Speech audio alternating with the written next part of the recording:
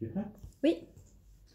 Les tendances vestimentaires avec Déborah Vuillot ce matin. Bonjour Déborah. Bonjour Fred. Aujourd'hui on parle d'une couleur qu'on a vue dans les années 70, puis que ça perdure apparemment, c'est le violet. Exactement, c'est vraiment la couleur ultra tendance depuis déjà une bonne année. Elle est là, elle est partout, que ce soit pour les hommes ou pour les femmes. Donc on fait un petit point déjà sur cette couleur. Il faut savoir que au Moyen-Âge, c'était une couleur en fait qu'on portait une année après le deuil de quelqu'un. Donc après la couleur noire, on portait la couleur violet. Donc c'est une couleur associée un petit peu au deuil à la base. En ésotérisme, c'est une couleur qui a une énergie spirituelle ultra intense, ultra mystérieuse et puissante.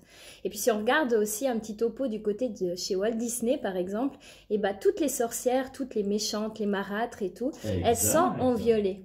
Donc c'est une couleur qui donne une espèce de puissance et de pouvoir qui est utilisée déjà depuis des années. Portant du violet. Bon alors heureusement maintenant on a un petit peu moins ce côté là. Par exemple en déco le violet il va symboliser un peu des univers un peu baroques, empreints de style un peu de luxe ou de mystère.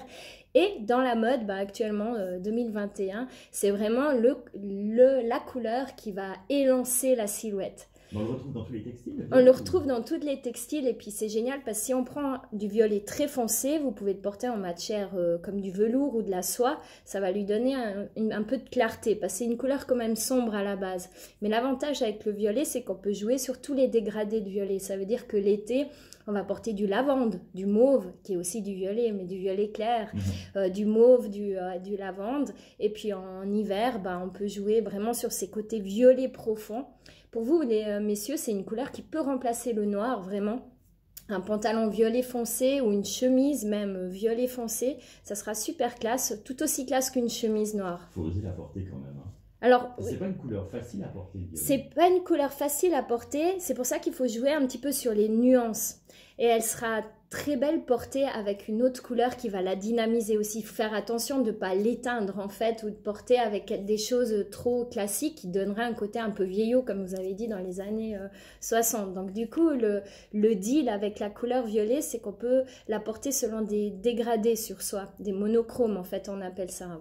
On garde cette couleur et puis on la dégrade de façon pastelisée, on va dire, sur le look, ou alors on la tranche avec des couleurs chaudes, parce que le violet, c'est une couleur froide qui risque de durcir un petit peu les traits. Si vous avez un teint clair, vaut mieux prendre quelque chose de plus pastel.